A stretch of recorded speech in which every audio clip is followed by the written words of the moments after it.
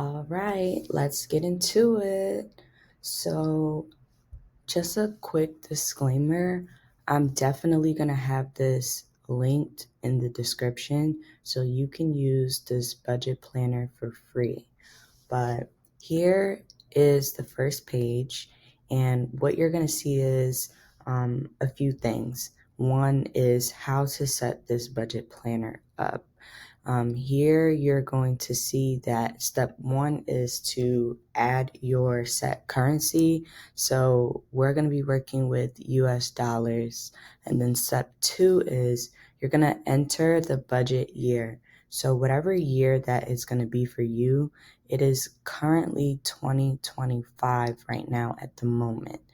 And then step three is going to be you need to set up your categories.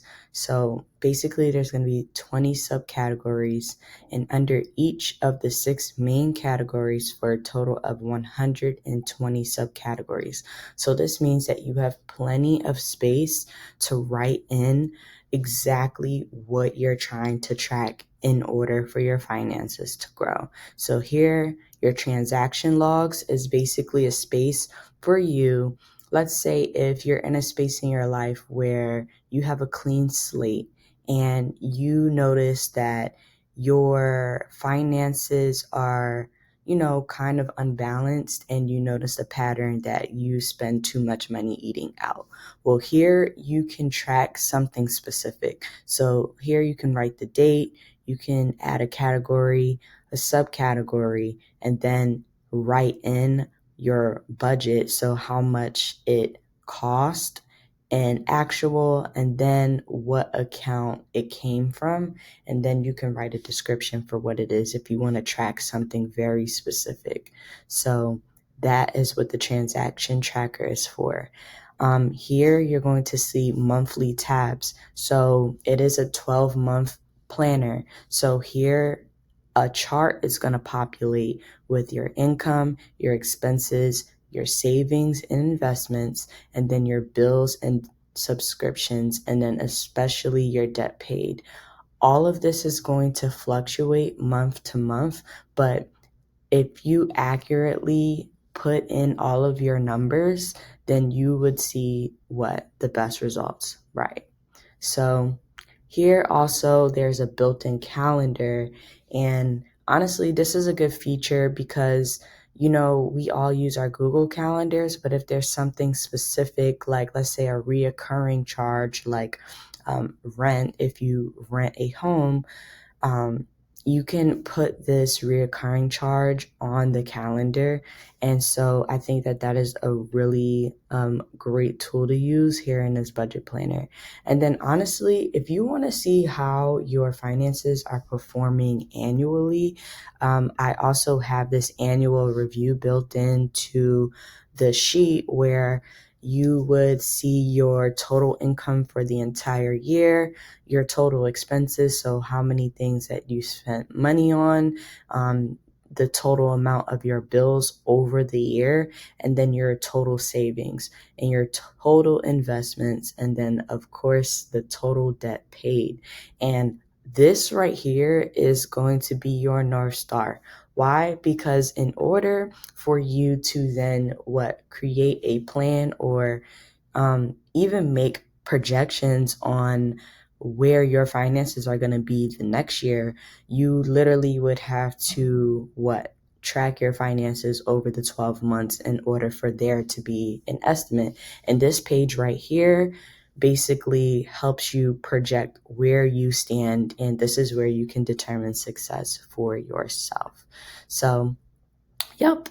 Yeah, I think that this is obviously a really good start. And if you are looking to, make a little bit more money, I think that the first thing you need to do is obviously track your investments and then track your expenses.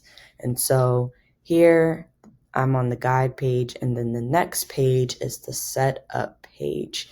And then I'm going to basically give a breakdown on how to use this thing step by step. So we're gonna get into it. I'm setting up a realistic budget for the year of 2026. So we're starting fresh at the beginning of the year. And I do believe that most people make around $47,000 a year and up. But this can also be adapted for those who obviously make a little bit more, who are on the higher income level. When we go through this process, basically, I want to emphasize how important a budget is and how to prioritize your own budgeting for your own financial goals. So, I changed the budget year here to reflect our current fiscal year, which is 2026.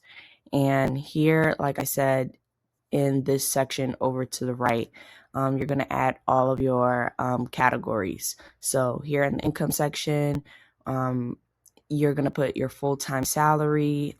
You're going to put any part-time work that you do if you have a second job. And then you're going to put Uber Eats / Uber, DoorDash, any other third mode of income that you have coming in consistently. And then here you would write all of your expenses. So groceries, gas, your subscriptions individually, in your health insurance. I would also add in here rent for bills, your gas bill, your electricity,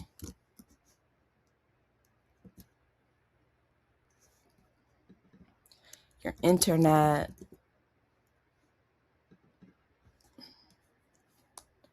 and then your personal phone bill.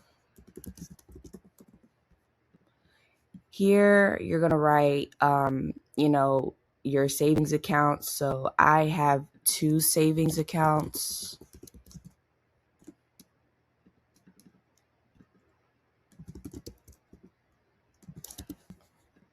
So here's my regular savings account, and then this one is my high yield savings account. And then any investments that you have. So I have here my Fidelity, which that's the only investment account that I have that has all of my ETFs, my stocks and bonds included within that investment. And then here I have any debts. So if you're a person who has student loan debt, here I have credit card debt. And then here I have my 2 credit cards that I basically possess, which is Capital One and then Discover. Why this is important to fill out this category section? Well, when you get to another section into the planner, you'll basically have these as drop down menus so that you can categorize all of your expenses in your transaction logs.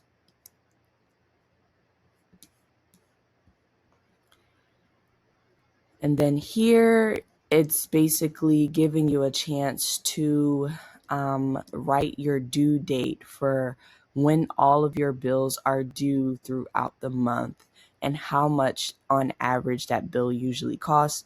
I would transfer everything in my bill section here down here into this category to reflect all of your bills. So your rent, your gas bill, your electric bill, your internet bill, and your phone bill. Here, you're just going to categorize all of your accounts. So your 2 bank accounts, so savings accounts, your checking account, and then your credit card account.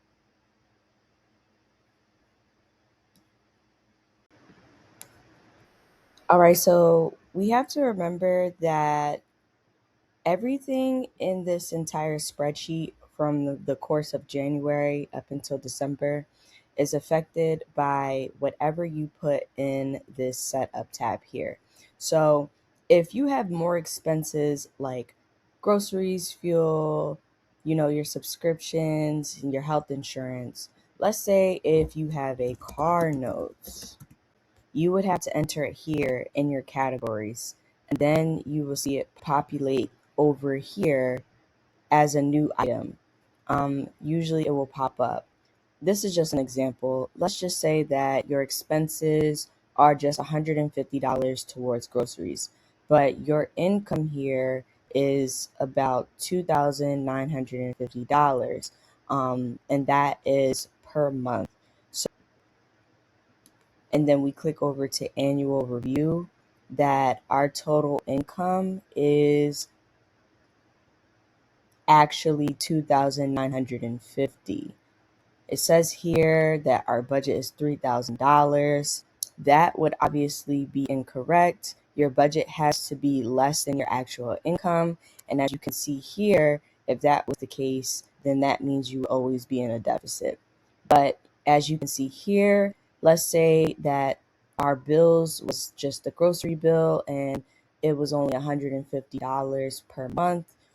That means that we will have a little bit more leeway to budget $500, seeing as though that we are well under our $500 mark for the grocery budget as far as expenses goes.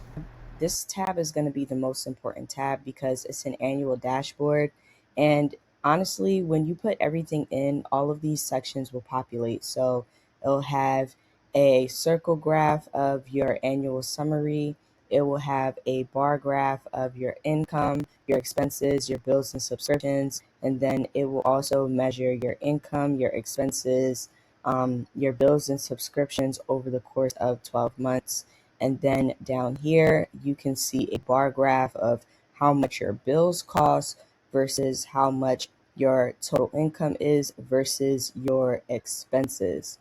And this here is just important because I also included a financial goals checklist internally in the document so that you can, see your financial goals in an itemized checklist. And then also I put your personal goals here. Everyone has different personal goals, whether they're personal financial goals or just personal growth goals. But then you can also check each tab individually down here by month. So let's just say that you want to go all the way back into January and see specifically what happened to your budget in January.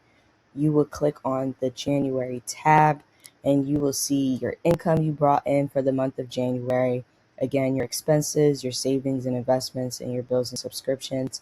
And then over here to the right, it will populate a bar graph based off of how much income you bring in, how much your expenses are, and then versus your bills. So by month, like I said, you can also measure how much money you're rolling over. You can measure, again, your total income, and then your expenses, your bills, your savings, your investments, and your debt.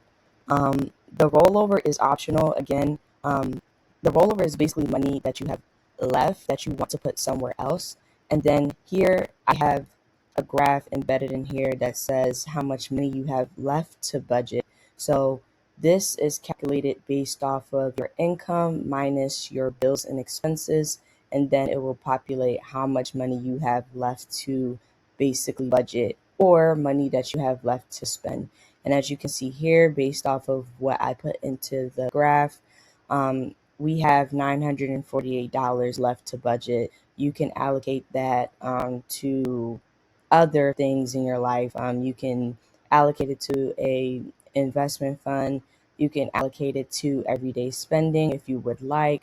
You can even allocate it to a vacation. But this budget planner literally has everything. I also have a to-do list embedded in here and then just miscellaneous notes just in case you need to write anything out that you don't feel like writing out on a piece of paper. So this is the annual budget template. Hopefully, if you use this, you will become debt free as well. And I just hope that this is a better way to see all of your finances in one place.